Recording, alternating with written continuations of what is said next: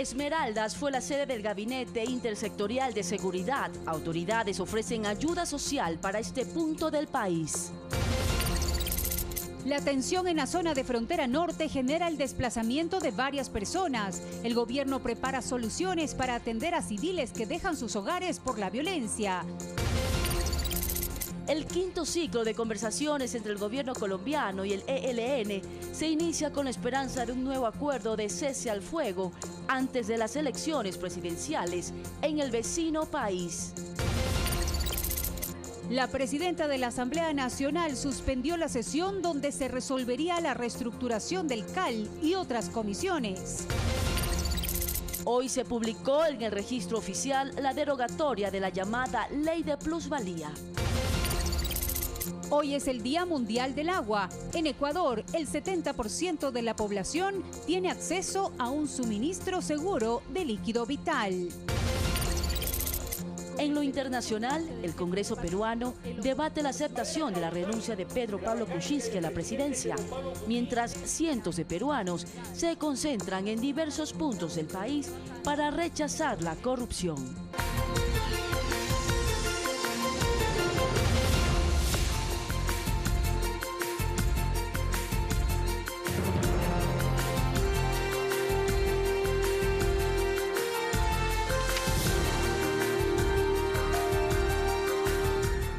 ¿Qué tal, amigos? Muy buenas noches, bienvenidos a Telediario. Gracias por acompañarnos. ¿Qué tal, Valeria? ¿Cómo estás, Mariux? Amigos televidentes de todo el país, tenemos importante información que compartir con todos ustedes. Aquí iniciamos. Bienvenidos.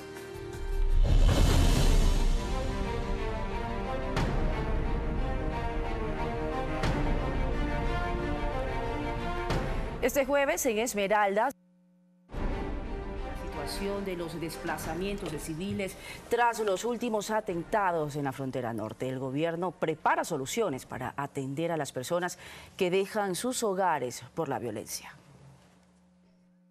La situación de la población civil en los cantones San Lorenzo y Eloy Alfaro, en el norte de Esmeraldas, preocupa a las autoridades. Se piensa en extender el estado de excepción. La presencia del Estado es permanente, que tiene que ser, por supuesto, que fortalecida, no solo en materia de seguridad ciudadana, que eso definitivamente lo vienen desarrollando nuestras Fuerzas Armadas, nuestra Policía Nacional, con importantes resultados.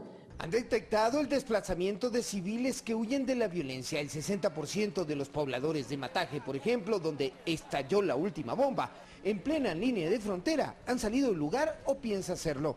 Se brinde todo el apoyo para poder recibir a esa población. Asimismo, como lo decía nuestra vicepresidenta, a través del MIDUBI se planteen ya soluciones definitivas si es que hay poblaciones que tienen que ser trasladadas definitivamente hacia otros sectores del cantón San Lorenzo. A esto se suman las distintas amenazas de que nuevos atentados se produzcan. Los controles en todos los edificios públicos son extensos y se usan canes especializados en la detección de explosivos. Nosotros no estamos haciendo operaciones combinadas con Colombia, estamos haciendo operaciones coordinadas, es decir, los mandos están coordinando el tipo de operaciones que cada país realice en su territorio. Y en torno a las investigaciones, el fiscal confirmó al Gabinete Intersectorial de Seguridad cuáles han sido los aportes de los investigadores colombianos y estadounidenses. Ellos hicieron levantamientos y experticias relacionadas con el explosivo y con los hechos ocurridos alrededor del atentado del mes de enero en San Lorenzo. Eso está ya incorporado en una investigación abierta por terrorismo. Todo esto de cara al encuentro binacional con las autoridades de defensa de Colombia. Ahí se coordinará, por ejemplo, el intercambio de información de inteligencia para dar con el paradero de estos grupos armados residuales. En la provincia de Esmeraldas, con imágenes de Orlando de la Cruz. Daniel Montalvo, Telediario. La parroquia Ricaurte, en pleno, exige la libertad de los detenidos en el operativo Libertador, pues aseguran que las personas capturadas no tienen ninguna relación con el atentado del 27 de enero en San Lorenzo. La semana anterior, en rueda de prensa, se anunció la captura de 5 personas presuntamente relacionadas con el ataque con coche bomba en San Lorenzo, y que las mismas eran parte del grupo residual liderado por alias Guacho. Ellos son los ciudadanos José Perea Caicedo, Wilmer Arroyo Mina, Miguel Cantinku Caicedo, Jimmy Chillambo Klinger y el señor Daniel Murillo Quintero. 4 de ellas son oriundas de la parroquia Ricaurte. Sus habitantes rechazan las acusaciones, así como la violencia con la que se produjeron los allanamientos que terminaron con las detenciones de las mencionadas personas. Llegaron una noche dañaron todas las casas. Más de 30 policías porque había arriba y abajo. En Asamblea Ciudadana recibieron un equipo de telediario y explicaron que los detenidos trabajaban como guardias e incluso policías municipales. Pero la prueba principal, dicen, es la seguridad con la que se vive en esta población, que a pesar de también estar en estado de excepción y a que pertenece al cantón San Lorenzo, aquí no se observa la presencia de militares y los únicos policías son los 2 asignados en esta estación. Y hasta aquí no se ha oído rumorar que este muchacho tiene que ver con la justicia. Si ellos fueran narcos, sus casas de ellos estuvieran en otras condiciones, no lo fueran encontrado dormido, como bien lo han dicho. Una prueba adicional, según su criterio, es esta casa que construye el futbolista Ener Valencia. Consideran que si Ricaurte estuviera vinculada con grupos delincuenciales, el deportista no habría invertido su dinero en este lugar, sino en cualquier otro. Y también habría sacado a su familia. Son solo ejemplos, aseguran, para ahora pedir la libertad de los detenidos. ¡Queremos libertad! ¡Queremos libertad! Con David Santillán y Javier Salazar en Esmeraldas, Alex Llanos, Telediario. El comandante de la 4ª División del Ejército, Agustín Proaño, manifestó que las muertes como la del oficial Luis Mosquera no quedarán en la impunidad. Los trabajos de investigación sobre los atentados en la frontera norte continúan. Las nubes de San Lorenzo acompañaron el dolor de familiares y amigos del suboficial Luis Mosquera, víctima mortal de la explosión a una patrulla militar en la parroquia Mataje. Un cortejo fúnebre recorrió el cantón desde la base hasta el cementerio.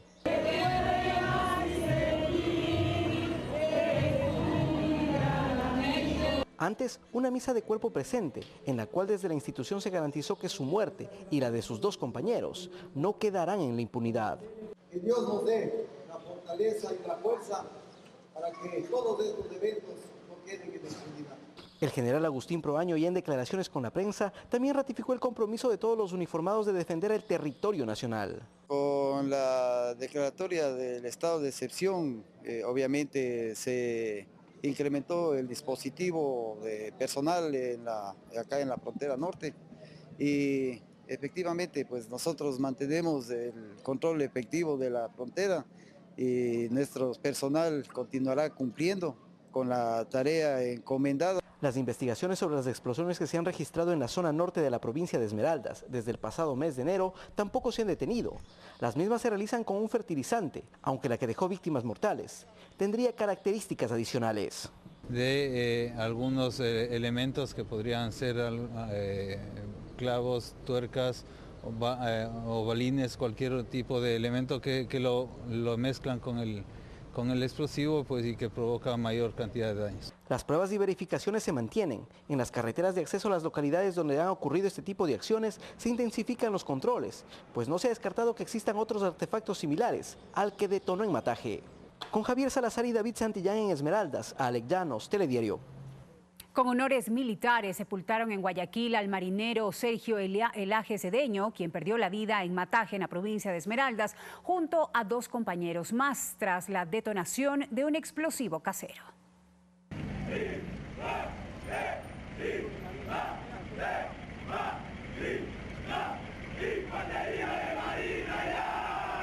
Desde las calles 23 y la Q del suburbio de Guayaquil partió el cortejo fúnebre. Con tan solo 23 años de edad, Sergio Elaje perdió la vida el pasado 20 de marzo por una explosión ocurrida mientras realizaba un patrullaje en la frontera norte. Desde el colegio salimos y esperábamos llegar a cumplir nuestros sueños, lo cumplimos. Lamentablemente no es lo que quisimos. Nuestros sueños y nuestros anhelos se terminan una vez que le llega a uno la muerte. Antes de la despedida, la máxima autoridad de la Armada del Ecuador estuvo presente en la velación con un claro mensaje. Fuerzas Armadas siempre está realizando operaciones. Para esto se requiere tener mucha información e inteligencia y se necesita seguir en un continuo entrenamiento, en un continuo patrullaje, de manera que podamos llegar a descubrir quiénes fueron los que realmente causaron esto. El sepelio se realizó en horas de la tarde en el Camposanto Jardines de la Esperanza, al norte de la ciudad. Dejen muy alto que muere por su patria y deja muy en alto su apellido. Y ojalá que los nuevos jóvenes sigan su ejemplo. La pérdida compromete aún más a nuestros uniformados para seguir con su importante trabajo, garantizándonos seguridad y soberanía. Alfonso Reyes Cruzati, Telediario. El cese al fuego es uno de los principales puntos que abordarán el gobierno colombiano y el Ejército de Liberación Nacional como parte del 5º ciclo de diálogos de paz que se desarrolla en Quito. Los diálogos de paz que iniciaron en 2017 continuarán efectuándose en Cachapamba, 45 minutos al oriente de Quito, y lo encabezan los representantes del gobierno colombiano Gustavo Bell y del Ejército de Liberación Nacional Pablo Beltrán. La mesa retoma este 5º ciclo de conversaciones con varios puntos, entre ellos la evaluación del cese al fuego bilateral temporal y nacional, que va a comenzar a partir del próximo lunes 2 de abril con la presencia del delegado de las Naciones Unidas y de la Conferencia Episcopal. Pedimos al gobierno haya un mayor compromiso estatal en neutralizar la persecución y asesinato de líderes sociales. La participación de la sociedad en la construcción de la paz, el desminado humanitario del Chocó en Colombia, son otros de los temas que se tratarán. Brasil, Chile, Cuba, Noruega, Venezuela y Ecuador son naciones garantes del proceso, en el que además somos anfitriones. Quiero asegurarles que el Ecuador, que nuestro país, reitera su compromiso como sede del proceso hasta que la paz duradera y definitiva se consiga. En este espacio, la canciller María Fernández Pinoza también se pronunció sobre la situación que enfrenta el país en la frontera con Colombia. Hay un compromiso compartido con Colombia. Lo que el Ecuador ha solicitado es que cumplamos los acuerdos a los que ya llegamos en Pereira. Para eso vamos a tener una reunión de la Comisión Binacional de Fronteras el día sábado. Situación que genera preocupación en el avance de los diálogos. Y la solución de fondo es otra manera de que los estados y las sociedades luchemos contra ese flagelo. Serán 9 semanas de sesiones que culminarán el próximo 18 de mayo, antes de las elecciones presidenciales en Colombia. Olga Velasco, Telediario.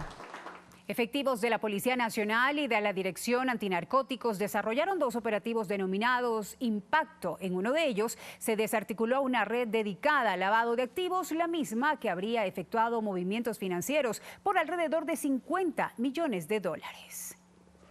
Tras varios meses de investigación de la Unidad de Lavado de Activos y la Policía Nacional, se desarticuló una organización familiar dedicada al lavado de activos en las provincias de Tungurahua y Pichincha.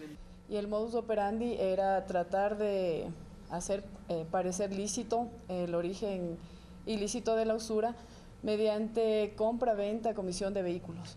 5 personas fueron detenidas, 2 en calidad de cabecillas y 3 como presuntos colaboradores, quienes habrían movilizado grandes sumas de dinero de manera ilícita.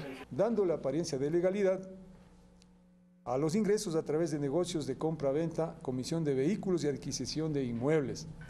La organización realizó movimientos financieros injustificados en el periodo 2005 a 2017 de cerca de $50 millones que había generado esta organización.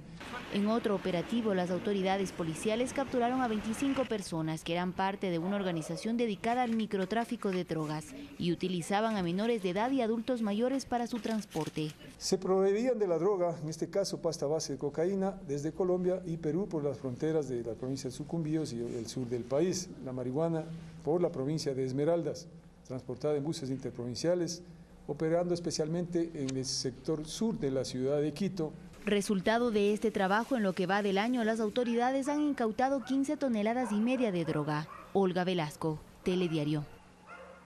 El fiscal Mario Salazar llevará el caso de peculado en el que se investiga a 4 exfuncionarios de Petroecuador, entre ellos Carlos Pareja Yanuseli y Alex Bravo, luego de que el fiscal provincial subrogante Fabián Salazar revocó el dictamen abstentivo que anteriormente los favoreció. El presunto delito se habría cometido en la contratación de una obra para la recuperación de condensados en la refinería de Esmeraldas con un supuesto incremento de más de $3 millones.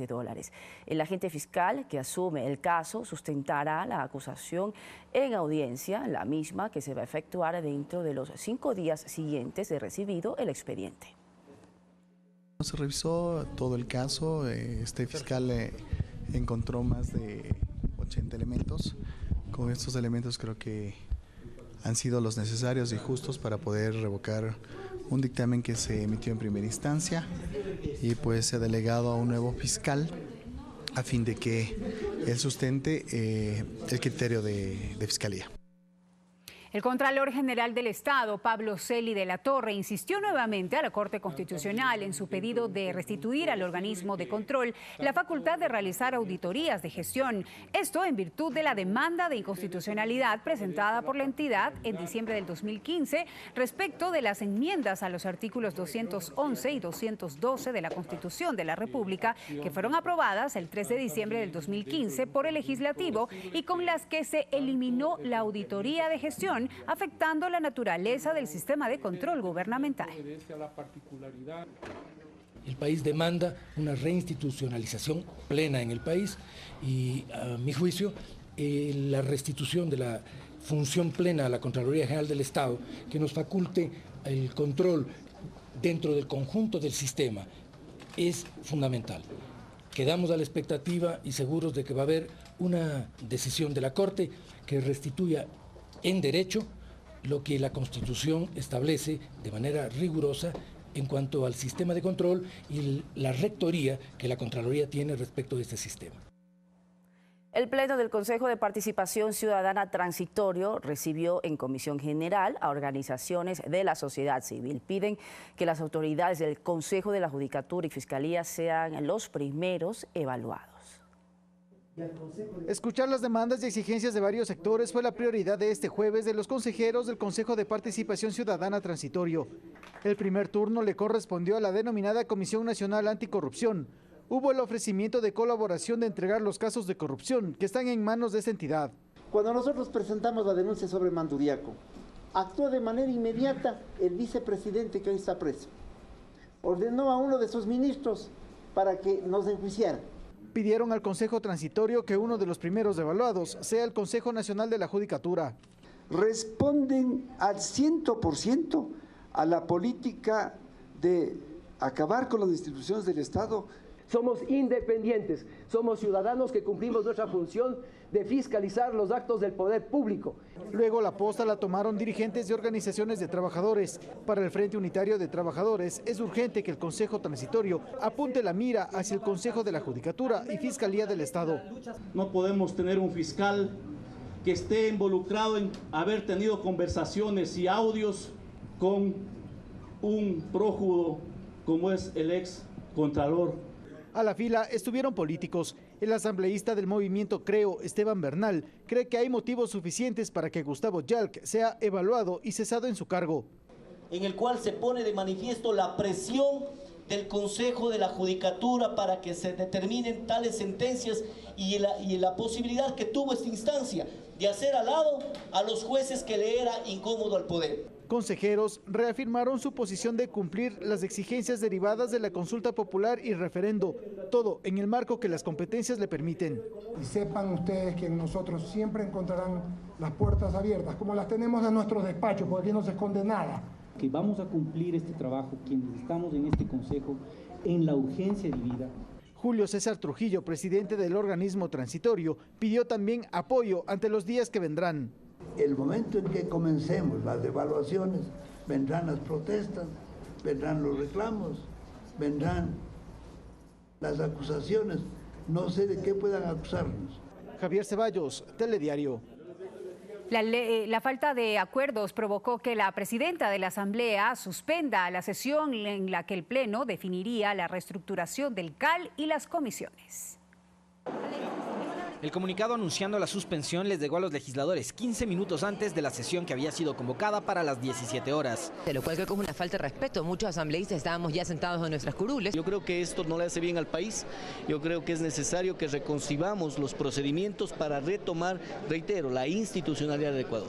En esta debían debatir sobre la comparecencia a la fiscal subrogante Tania Moreno, quien se encuentra suspendida para que rinda cuentas ante el Pleno sobre las denuncias presentadas en su contra por el fiscal general Vaca Mancheno. Pero pero además estaban convocados para decidir sobre los posibles cambios administrativos del Parlamento. Habría que ver si no hay votos para la reestructuración o para el reparto. La presidenta está recién posesionada, hay que también entender esa situación.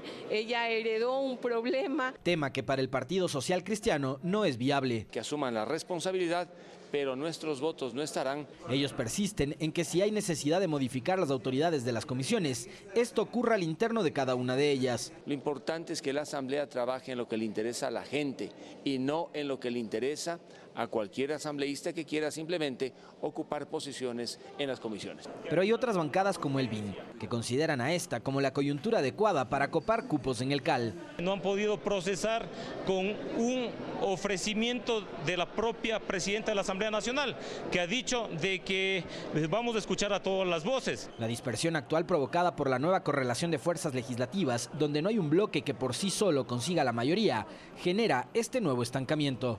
Alexis Moncayo, Telediario. Rectores de universidades e institutos tecnológicos del país, junto al secretario de Educación Superior, Augusto Barrera, entregaron un proyecto de reformas a la Ley de Educación Superior.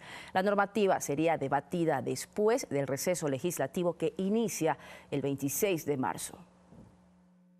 Autonomía universitaria, modificaciones en el sistema de contratación, cursos de nivelación para estudiantes y los nuevos parámetros para la admisión a las instituciones de educación superior son los temas que incluyen el proyecto de reformas a la Ley de Educación Superior. No solamente el examen, sino el récord académico que pueda tener el chico. Ampliar el plazo de la evaluación de las universidades a 2019, la participación de los rectores en el Consejo de Educación Superior y que los títulos de los institutos técnicos y tecnológicos sean reconocidos como de tercer nivel, también incluye el documento que logró por primera vez un consenso en el sector educativo.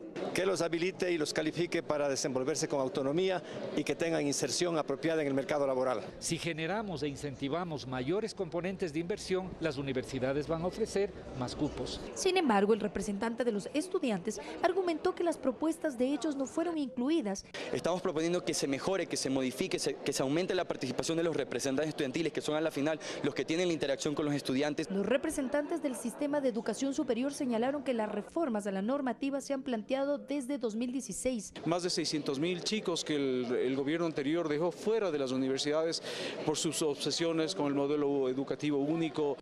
En 10 meses es la primera vez que el secretario de Educación Superior de Ciencia y Tecnología es recibido en la comisión de la Asamblea. Devolver a las universidades públicas, particulares y autofinanciadas la autonomía. El Pleno de la Asamblea debatiría las reformas a la ley, según los integrantes de la Comisión de Educación después de la vacancia legislativa. Sin embargo, las autoridades señalaron que el pedido sea canalizado con carácter de urgente en beneficio de los 600.000 universitarios del país. Valeria Villarroel, Telediario. La ley derogatoria de la llamada Ley de Plusvalía está ya publicada en el registro oficial. Constructores consultados por Telediario esperan un verdadero impulso a este sector de la economía. En el suplemento 206 del registro oficial ya consta publicada la ley orgánica derogatoria de la llamada Ley de Plusvalía, norma que oficialmente desde este jueves dejó de existir. Es un punto de quiebre muy importante para la economía ahorita. Con la derogatoria de la norma ejecutada por la Asamblea el anterior 16 de marzo, los profesionales de la construcción aspiran que se abra toda una gama de proyectos e inversiones para lo que resta de este año. El mercado es el que manda, entonces a la final si el mercado se frena, nosotros nos frenamos, ¿no?, en hacer proyectos. Pero ¿qué viene luego? A juicio del arquitecto Christian Wyss, por lo sensible de la industria de la construcción, se debería desechar la idea de instaurar otro tipo de norma que castigue impositivamente cualquier aspecto del sector. Sin duda alguna, el momento que la ley estuvo en pie, se paralizó el sector de la construcción, se paralizó completamente la compraventa de inmuebles. De acuerdo a datos de la Cámara de la Industria de la Construcción, durante la vigencia de la Ley de Plusvalía, alrededor de 83.000 trabajadores se quedaron sin empleo. Solamente en Quito, de un total de 5.000 proyectos de vivienda, apenas solo 400 lograron venderse. Javier Ceballos, Telediario.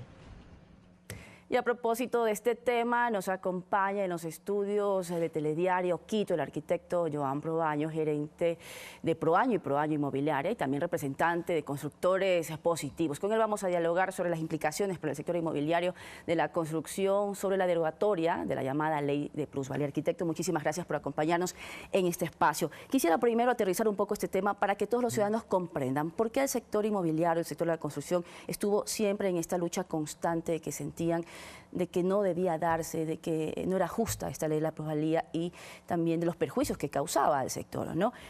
Al momento de que se anuncia esta ley de la plusvalía, que fue en el 2016, en diciembre de 2016, ¿de qué forma se vieron afectados?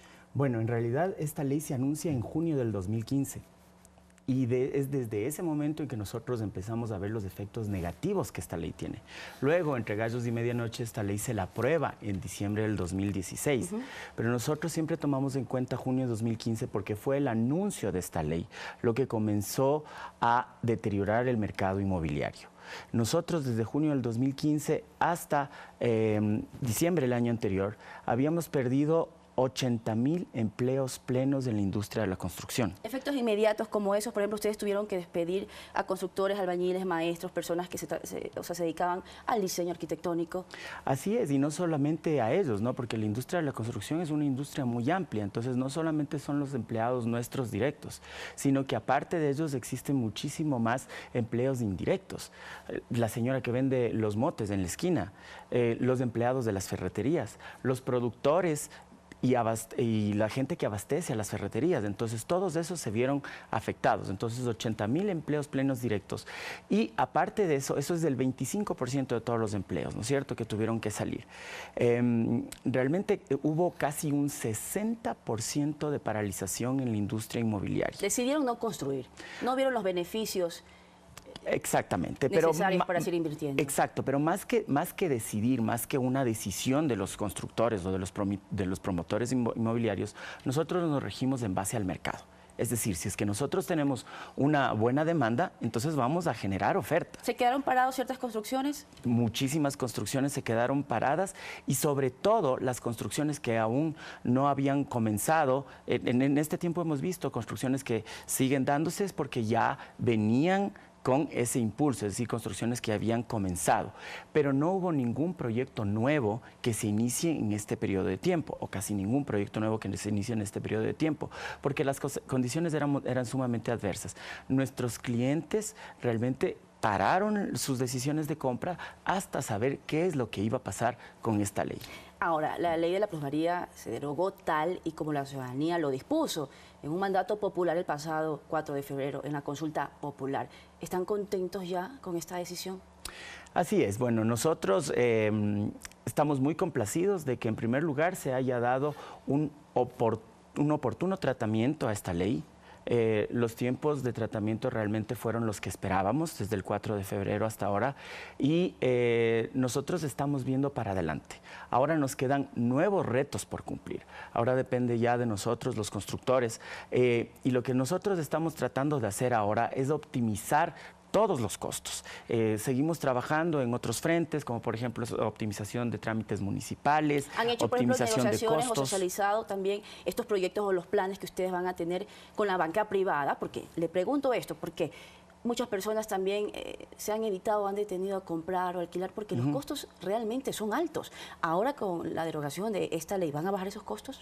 Bueno, los costos no es que eran costos altos o excesivos del precio por metro cuadrado. Depende simplemente en qué zona de la ciudad estén ubicados. O sea, hay en zonas de la ciudad donde realmente el precio de los terrenos es muy alto. Entonces, en esas zonas suben un poco más nuestros costos y por eso tenemos que vender un poco más baratos. Ahora también estamos buscando nuevos mercados. Hay la vivienda de interés público, que son viviendas de menos de 70.000, a las cuales el gobierno está dando muchísimo apoyo, especialmente en las tasas de interés para créditos hipotecarios. Recientemente el Banco del Pacífico lanzó una tasa de interés del 4.5%, tasas que nos benefician mucho y nosotros estamos dinamizando e impulsando ese sector. Estamos yendo hacia donde más necesitan los ecuatorianos en el tema de vivienda. Arquitecto, ahora, Quienes defendían esta ley de plusvalía decían que su espíritu era evitar la especulación de las tierras. ¿Ustedes cómo garantizan ahora que una vez derogada, que se ha cumplido con este compromiso con el sector de la construcción de reactivar económicamente también al país con el trabajo de ustedes, de que esas plazas de trabajo que ustedes alegaban que eran más de 300.000 se van a recuperar? ¿Van a haber las condiciones necesarias para los albañiles? ¿Se van a mejorar los salarios a los maestros, por ejemplo? Así es, bueno, totalmente. En primer lugar, hemos estado nosotros durante todo el tratamiento de esta ley, hemos estado en muchísimos foros. Y una pregunta que yo siempre les hacía a los defensores de esta ley es que me indiquen un solo artículo dentro de esta ley para evitar la especulación, que lo único que tenía era el nombre, en el cual se evite la especulación o en el cual se sancione a los especuladores. No hay un solo artículo en esta derogada ley que haga ese cometido.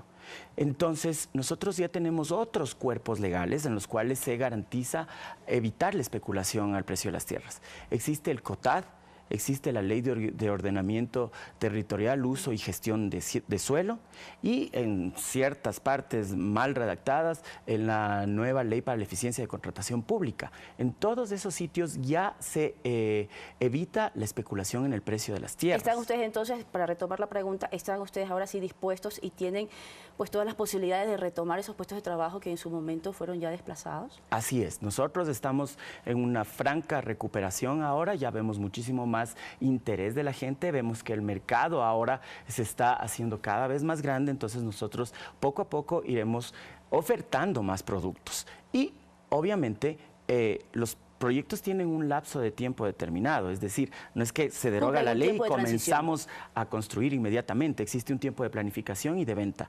Entonces, pero ya ahora todos los promotores inmobiliarios estamos dentro de ese proceso de planificación y venta.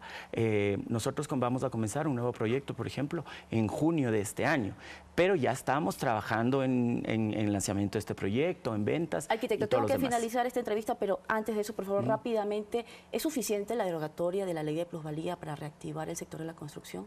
Depende mucho de nosotros ahora, y lo que nosotros siempre como sector, como constructores positivos, estamos luchando para que no tengamos que hacer nuestra actividad a pesar de las leyes y las normativas, sino que haya mayores leyes, normativas y beneficios que nos ayuden a nosotros a recuperar las plazas de empleo de todos los ecuatorianos. Muchísimas gracias, arquitecto Proaño, por acompañarme en este espacio de entrevistas. Ustedes quédense con nosotros, tenemos más noticias para compartir con ustedes luego de esta pausa. Volvemos. Ayúdanos a encontrarlo. Luis Humberto Guano Luisa Tapia desapareció el 1 de mayo de 2016 en el sector de San Roque, en el centro de Quito. Si conoce alguna información, llame sin costo al 1-800-335-486.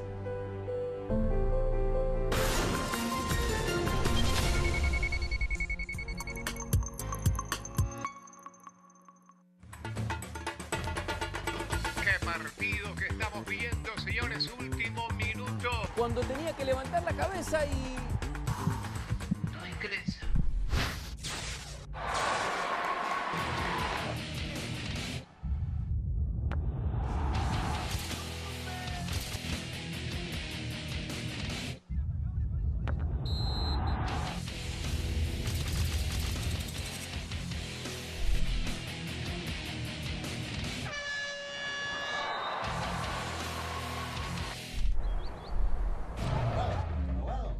Fanático como tú. De lunes a viernes 14 horas y 22 horas. Domingo 20 horas. Pública FM. De lunes a viernes 10 horas. Domingo 9 horas.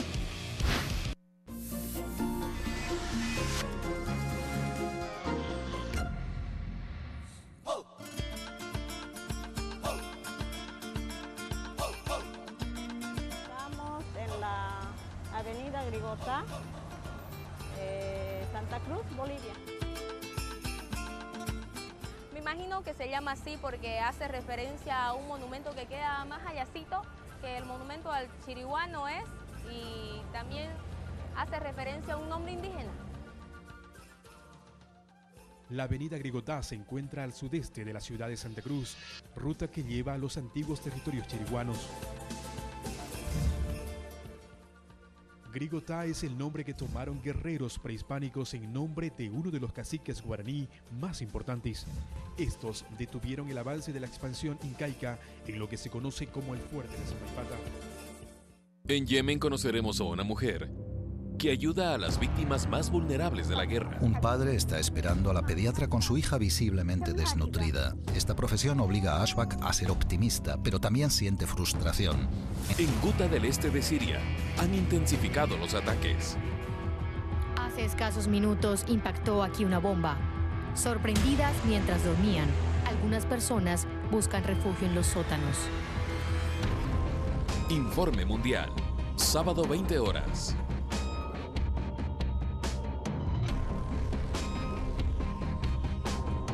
De lunes a viernes, La Otra Mirada tiene platos deliciosos para ti. Prepara un pelao de gallina. Vamos a picar un poco más la gallina. Pimienta. Un amero relleno. Un poquito de limón. Los golfeados. Tocamos nuevamente en el bol. Una media panela de 1 kilogramo. Saborea los platos más exquisitos en La Otra Mirada Gastronómico. Chúpate los dedos. De lunes a viernes, 12:30.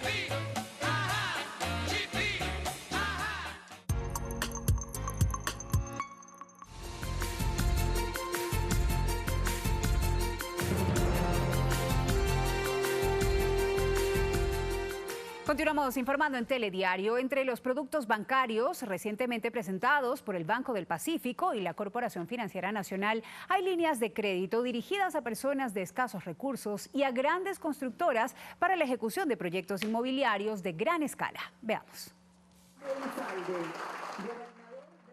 Las nuevas líneas de crédito de la banca pública y productiva están dirigidas a personas interesadas en adquirir vivienda y constructores. Hay planes para quienes no poseen casa propia, como Mi Primera Casa Pacífico, que contempla inmuebles valorados en $27,000 con una tasa de interés del 4.5%. Un financiamiento del 95% de su costo a 20 años plazo y hasta 6 meses de gracia. Para adquirir una vivienda nueva, Tu Casa Pacífico contempla casas entre $27,000 y $70,000 con una tasa de interés del 4.5%, financiamiento hasta el 95% a 25 años plazo y 6 meses de gracia. Existen otro tipo de préstamos como Hipoteca Pacífico, que concede viviendas valoradas hasta en $375,000 con un interés del 7.75%, financiadas hasta el 80% a 20 años plazo con 3 meses de gracia. Para quienes poseen terrenos, Construye con el Pacífico contempla obras valoradas en hasta $600,000 con una tasa de interés del 7.5% y hasta el 100% del financiamiento a 20 años plazo. Y el crédito para la construcción de proyectos inmobiliarios dirigido a personas naturales o jurídicas y fideicomisos que posean un terreno tiene tasas de interés entre el 7.5 y el 8.5%. Se financiará hasta el 80% del costo de los proyectos habitacionales a 5 años, con un periodo de gracia de 24 meses. Para acceder a estos productos hay que acercarse a cualquier oficina del Banco del Pacífico a nivel nacional. Jocelyn de Mera, Telediario. Y en Guayaquil, representantes de la Federación de Distribuidores del Ecuador lideraron un plantón para exigir que se incremente el margen de utilidades de ese sector el 13 al 18%. Se concentraron en los exteriores de la gobernación del Guayas con carteles en mano para exigir acciones enfocadas a ampliar el margen de ganancia de los propietarios de las estaciones de servicio de combustible, que según dijeron se ha mantenido en un 13% durante 15 años. Los tenemos 15 años congelados y han subido los sueldos y salarios, todos los gastos operativos, todo ha subido, nosotros no sabemos cómo hacer. Que se entienda bien, nosotros los distribuidores no estamos pidiendo que se suba el combustible, lo que queremos es que se revise el margen de utilidad con los intermediarios que son las comercializadoras, de ahí sale y sobra. Manifestaron que no es necesario forzar el incremento del precio de la gasolina y para revisar este y otros pedidos se acogerán al diálogo impulsado por el gobierno nacional. Al respecto, el gobernador del Guayas indicó: si es necesario, sentarlo con el señor presidente, si no, Para eso estamos nosotros, para destrabar todos los problemas. También denunciaron una injusta participación de las comercializadoras. Ellos se llevan del 30 al 35 hasta el 50% de las utilidades del 14% que existe. Y sobre el saldo nosotros tenemos que pagar transportación, los sueldos y salarios. La ley no nos permite paralizarnos, no nos permite la ley. Pero lo que sí nos permite el ser humano es no comprar y no facturar. Decir simplemente, no tenemos dinero para facturar. Ellos insistirán en reunirse con el jefe de Estado. Jocelyn de Mera, Telediario. En el cantón Gualaceo, en la provincia de Azuay, se registra un nuevo caso de usura. Esta ocasión, los perjudicados, quienes son dueños de una fábrica de calzado, ganaron un litigio legal contra el prestamista, de quien deberán recibir la suma de $940.000 como reparación integral. Su conflicto legal inició en abril de 2016. Nos presenta una demanda con una letra llenada por $305.000. Él y su familia durante décadas se dedicaron a la producción de calzado. Para el giro de negocio acudieron en varias ocasiones a los prestamistas. Porque uno cuando va a pedir un crédito no es sujeto de crédito y con dolor del alma tiene que uno ir a acudir a sus usureros. Por un préstamo de $40.000, él pagó casi $900.000. Demandó a Genaro C. por usura y tras varias decisiones judiciales a favor del prestamista, esta semana Fiscalía consiguió una sentencia condenatoria. Sentencia en contra de Genaro C.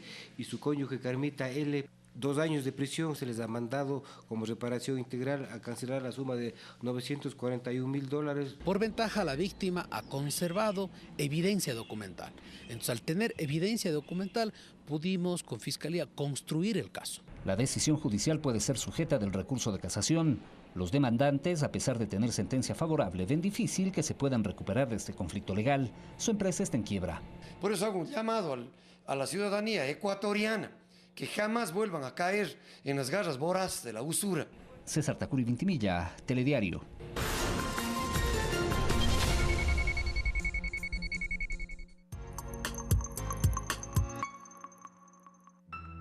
Los estamos buscando por todo el Ecuador.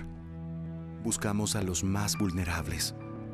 Es una tarea difícil, pero los estamos encontrando. Con la estrategia Médico del Barrio, llegamos puerta a puerta, con atención prioritaria a los que más lo necesitan, trabajando junto a la comunidad y brindando un servicio de acompañamiento, prevención y promoción de salud hasta cubrir todo el territorio nacional. Espéranos. Gobierno de la República del Ecuador, el gobierno de todos. Los más grandes exponentes del arte mexicano. Frida Kahlo. Juan Rulfo. Me la llevaré para lejos y para nunca. Octavio Paz. Mi casa fueron mis palabras, mi tumba el aire. María Félix. Te entregas a mí o me destruyes. David Alfaro Siqueiros.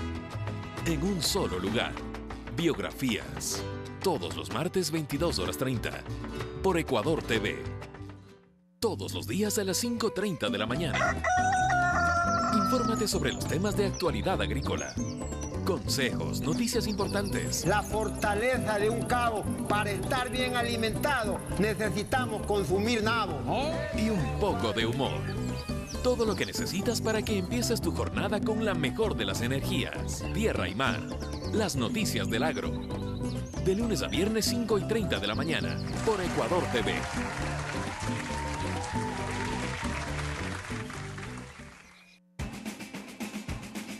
Acércate a los ecuatorianos en el extranjero. Hola, Ecuador, mi nombre es Fabián Flores, soy de Ambato. Si me ve mi familia, mis amigos, un saludo y estoy bien y echando para adelante. Mi nombre es Javier Silva, un saludo a todos los ecuatorianos dentro y fuera del país. A mi mamá, a todos mis primos, a mis tíos, un saludo muy grande por allá, un abrazo afectuoso. Saludos a mi tía Fresia, mi tía Soledad, mi familia Triguero, Guayaquil. Un saludo y un abrazo muy grande para todo lo que es mi país, para todos los que me conocen. 593 Ecuador, un programa viajero para conocer ecuatorianos. Sábados 19 horas. Próximamente, nueva temporada.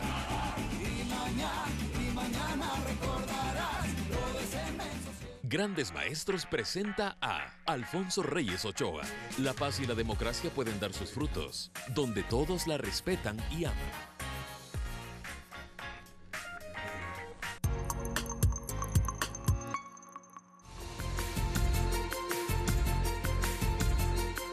En En las noticias del mundo, el Congreso peruano debatió por varias horas la renuncia de Pedro Pablo Kuczynski a la presidencia. Este viernes será la votación y también la posesión del nuevo mandatario. Con el pedido por parte del jefe del Parlamento, el opositor Luis Galarreta, de que el debate se lleve a la altura que corresponde al Congreso, inició la sesión plenaria donde se debate si se acepta o no la renuncia a la presidencia de Pedro Pablo Kuczynski o si opta por destituirlo tras ser acusado de haber mentido sobre sus lazos con la empresa brasileña Odebrecht. Y entonces, presidente, vemos cómo el señor Kuczynski ha cometido un montón de irregularidades. Cómo el señor Kuczynski no ha distinguido lo que es la moral pública, la ética. Señor presidente, la verdadera causal de la vacancia del presidente Pedro Pablo Kuczynski es que él confunde lo público con lo privado y desde los cargos públicos ha hecho una práctica permanente de hacer negocios. Tras horas de debate, será este viernes que se lleve a cabo la votación antes de tomar juramento al nuevo mandatario. Aprobada, la renuncia, tal como hemos concordado y como va a ser la posición de la célula parlamentaria aprista, podemos ir al segundo paso, que es la constitución de un nuevo ejecutivo con el señor Vizcarra a la cabeza. En el año 2000, el Congreso destituyó a Alberto Fujimori cuando este envió una carta de su dimisión a la presidencia por fax desde Japón, a donde viajó acusado por un escándalo de corrupción. De su parte, Kuczynski, acompañado por la jefa del gabinete ministerial, Mercedes Araoz, se despidió de los trabajadores del Palacio de Gobierno y de sus ministros. Esto mientras cientos de peruanos se concentraron en diversos puntos del país para rechazar el sistema político corrupto y pidieron que se vayan todos. Fernanda de la Bastida, Telediario. Los delegados del gobierno de Chile presentaron sus alegatos orales en la Corte Internacional de la Justicia de La Haya para responder los argumentos bolivianos. Allí ratificaron que no existe razón alguna para negociar una salida soberana al mar. En las intervenciones se dieron a conocer acuerdos, aseveraciones y sobre todo el Tratado de 1904 como punto clave para no dar pie a la petición del presidente de Bolivia, Evo Morales, quien por su parte advirtió de que la exposición de Chile está llena de contradicciones. Chile ha eludido al referirse al origen del problema. Y el origen del problema es la invasión a Antofagasta de 1879. Si no había invasión, no había ningún tema pendiente con Chile. Si no hay invasión de Chile de 1879, no había esa demanda. Que el Tratado de 1904 no garantiza ninguna amistad. Quiero decirles, hermanas y hermanos, estoy muy contento, muy sorprendido. De verdad, nos alegra bastante. Lleno de contradicciones en esta primera jornada de alegatos de parte de la gente y los abogados chilenos. La Cámara de Representantes de Estados Unidos aprobó una ley presupuestaria de 1.3 billones de dólares que incluye más fondos para el Pentágono y una partida para el muro de 1.600 millones de dólares. La normativa, que fue aprobada con 256 votos a favor y 167 en contra, pasará al Senado, que debe dar su visto bueno antes de la medianoche del viernes y con esto evitar que el gobierno se quede sin fondos e incurra en el que sería su tercer cierre parcial administrativo desde enero.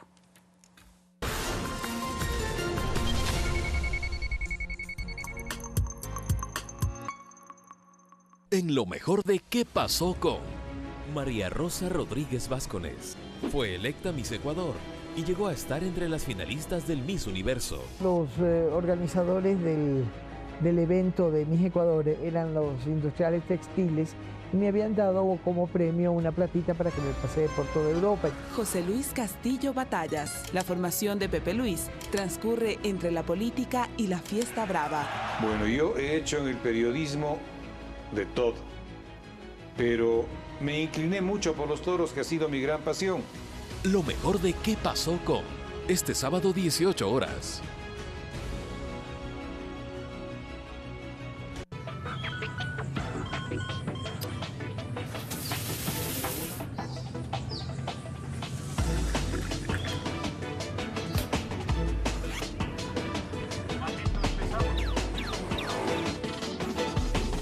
Telediario, primera impresión, con Eduardo Califé, de lunes a viernes 6:55. Marzo nos trae historias de lucha, amistad y romance. Hay que darte una nueva identidad. Cargadas de humor, diversión y ritmo caribeño. Princesas Rojas, Porfirio, Bocacherías Habaneras.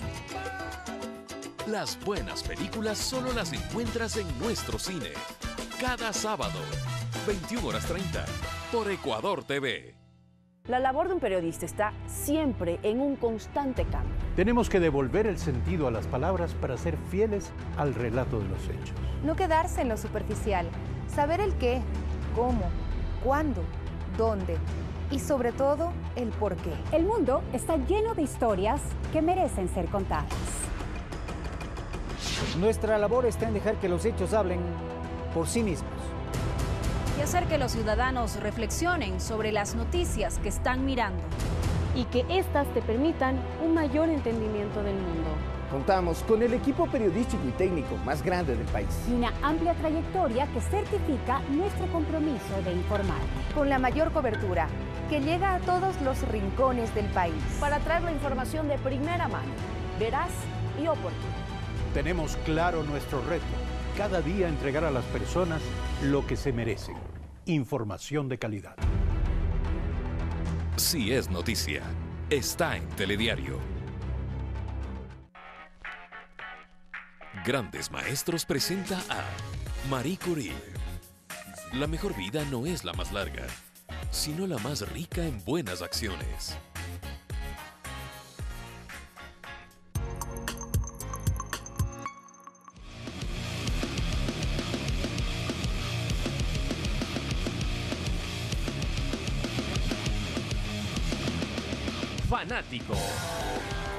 Fanáticos, ¿cómo están? Bienvenidos, un gusto acompañarlos en este pequeño segmento deportivo donde tenemos mucho que compartir junto a ustedes. Vamos a meternos en la nueva fecha del torneo ecuatoriano porque uno de los partidos más interesantes se va a vivir en Chillogallo, en el estadio donde Aucas hace de local, recordemos es el Gonzalo Pozo Ripalda, donde va a recibir a Barcelona.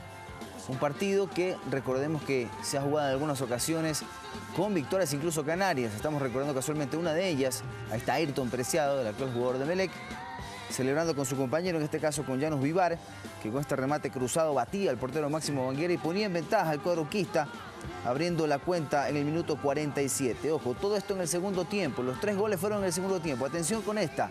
La habilitación de Damián Díaz, buscándolo a Guacho Vera, que define de esta manera. El actual jugador de Guayaquil City, eso sí, a préstamo porque sigue siendo propiedad del cuadro canario. Definía de esta manera, punteando la penitas la pelota, para en el minuto 66 ponerla del empate y abrigar esperanzas para que el cuadro torero se pueda llevar una victoria. Algo que terminó sucediendo más adelante, porque cuando el partido finalizaba, minuto 93, señores, un centro levantado por el costado derecho después de este pase. Tito Valencia la recoge, saca el centro y ¿quién cabecea? Como 9, hombre no programado.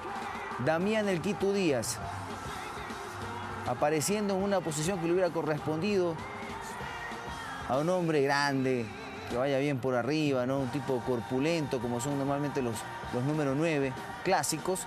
Bueno, apareció Damián Díaz a ese estilo y con ese cabezazo puso la victoria para el equipo canario.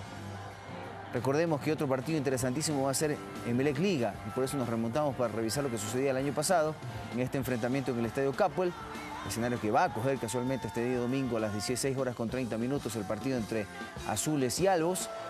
Se ponía en ventaja Emelec con esta anotación de Fernando Gaibor, minuto 28 de tiro penal, para que los azules comiencen a asegurar su victoria, ¿no? Una victoria que iba a terminar llegando, porque más adelante, después de haber marcado en el 28, repito, Fernando Gaibor con ese tiro penal, jugador que hoy es propiedad de Independiente de Avellaneda. Les cuento que más allá de que Ayrton iba a marcar el gol de la victoria, Barcos, que muchos decían que jugaba solo, era Barcos y 10 más. En Liga, bueno, Barcos confirmaba aquella teoría y ponía en el minuto 42 la del empate. Se iban al medio tiempo con la paridad ambos cuadros, con un estadio abarrotado de público, como seguramente se espera también para este domingo. Y el Pirata de esta manera ponía la del empate. En el segundo tiempo las cosas iban a cambiar. porque Emelec iba a encontrar el gol del triunfo. Este partido fue dirigido por Carlos Orbe, por cierto. Ustedes lo ven ahí en pantalla. Y así llegaría el gol.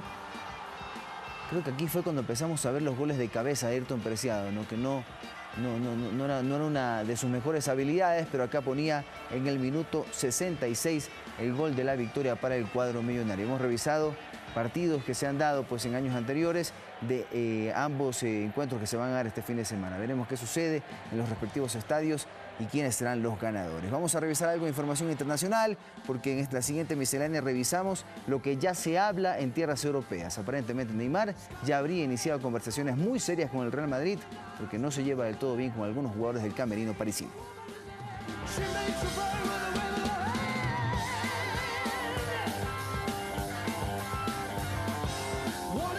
Es más probable la salida de Neymar Jr. del PSG. Desde el inicio, las relaciones con algunos de sus compañeros de equipo no fueron las mejores. Incluso el técnico Emery debió poner mano fuerte y cortar los roces entre el brasilero y el uruguayo Cavani. Según medios brasileros, los abogados de Neymar se reunieron con Pini Zahavi, agente que guarda estrecha relación con Florentino Pérez, y Al-Khelaifi, presidente del PSG, buscando un traspaso sin complicaciones al Real Madrid. El AC Milán, 7 veces campeón de Europa, está en la mira de la UEFA por el fair play financiero. La venta del club por parte de Silvio Berlusconi por 740 millones de euros a un grupo inversor chino, liderado por Lee Jong-un, genera dudas financieras en Italia. Esto toma más fuerza luego de la inversión, tras gastar unos 200 millones de euros en fichaje en la pretemporada pasada. Esto abre la opción de irregularidades que serán investigadas. La selección argentina cumplía esta mañana un entrenamiento normal de gimnasio y recibieron sorpresivamente una visita de funcionarios de la FIFA, quienes realizaron controles de doping a los jugadores ante la sorpresa de ellos. Esto previo a lo que será el partido amistoso que deberá jugar el cuadro dirigido por Jorge Sampaoli ante Italia este viernes en Inglaterra, desde las 14:45 de Ecuador, en partido amistoso.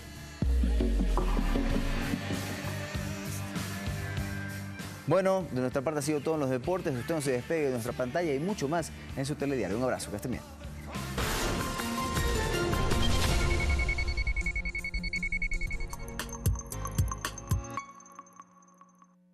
Miguel es un afamado saxofonista. La guerra es que yo siempre he luchado porque hay un programa de música. Cuando se vaya mi batallón, que son las cámaras y ustedes, esto se acaba y volvemos a la normalidad. Conoce su historia en armonía. En Doc TV, hoy, 22:30, por Ecuador TV. Grandes Maestros presenta a Papa Francisco. Mientras más vacío está el corazón de la persona, más necesita objetos para comprar, poseer y consumir.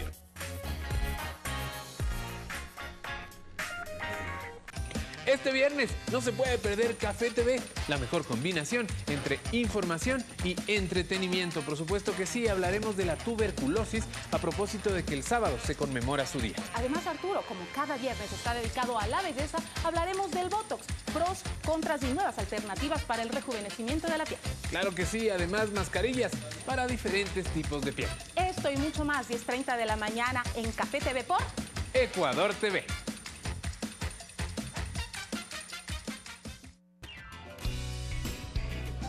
Los instrumentos, los equipos y las mejores voces del escenario nacional.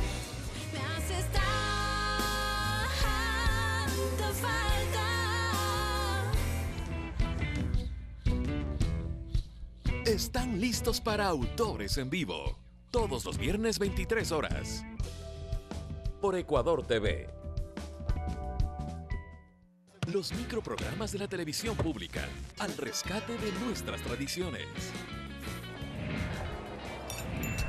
Comida, historia, arte, turismo, deportes.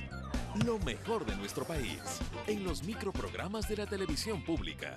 De lunes a viernes a las 19:30. Por Ecuador TV. Ahora, En naturaleza salvaje, el inflatosaurio está acabando de ejercitarse y se prepara para regresar a su guarida. Pero después de tanto ejercicio, está exhausto. Y tiene que pensar muy bien cómo va a moverse. Millones de años de evolución y aún no aprende a cuidar el ambiente. Con razón se extinguieron. Siempre cede el paso a peatones y ciclistas y procura no pitar. No contamines nuestro ambiente con tu vehículo en mal estado y evita usar aerosoles. Hola amigos, soy Enrique Márquez y los invito este día sábado a que me acompañen a un viaje a una de las ciudades más bellas del Ecuador. Recuerden, este día sábado y hagamos un viaje por Guaranda, en Ecuador. Este sábado a las 17:15 horas por Ecuador TV.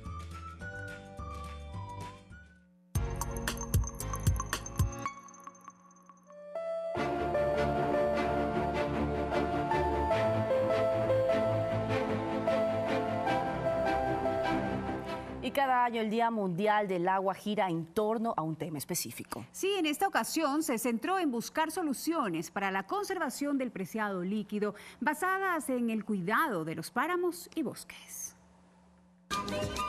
Gota a gota, el agua se agota y la preservación de este líquido vital es importante para la supervivencia de todo ser humano. La Asamblea General de las Naciones Unidas declararon en 1992 que cada 22 de marzo se celebre el Día Mundial del Agua. Esto con el objetivo de que todos los estados trabajen en pro de este recurso natural. Cada año el Día Mundial del Agua gira en torno a un tema específico. Este 2018 se ha centrado en soluciones para el agua basadas en la naturaleza. Reconocer que la naturaleza es una parte importante del abastecimiento del agua a la ciudad. En el caso de Quito, básicamente los páramos. Existe agua para futuras generaciones, pero depende del ser humano el cuidado de la misma. Se ha logrado consolidar una red de áreas de protección hídrica, una red de áreas en donde se capta, se almacena y se tiene como reserva el agua cruda para ser potabilizada. Esa red en estos momentos suma ya 20.000 hectáreas. Según estadísticas del INEC, el 82% de los hogares en Ecuador tienen acceso a agua por red pública. Por eso la importancia de que todas las familias ecuatorianas busquen alternativas para ahorrar este líquido vital. Desde pequeños a conservar lo que es en los grifos, las llaves, para que estén todos cerrados. Nada, que no bote el agua, que la cuide bien. Carla Arcentales, Telediario. Y así nos despedimos. Gracias por haberse informado con nosotros. Que descanse. Muy buenas noches. Hasta mañana.